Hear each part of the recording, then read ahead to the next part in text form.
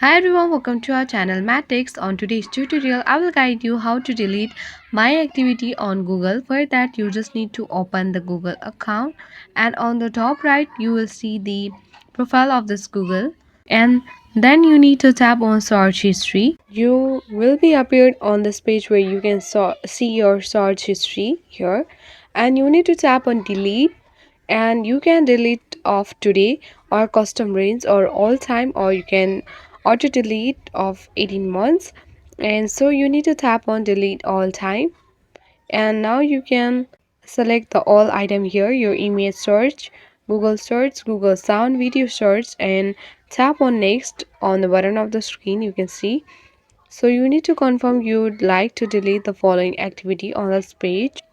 So you need to tap on delete. So here you can see that the deletion has completed and you have all deleted the search history or your web history on the Google. So tap on got it.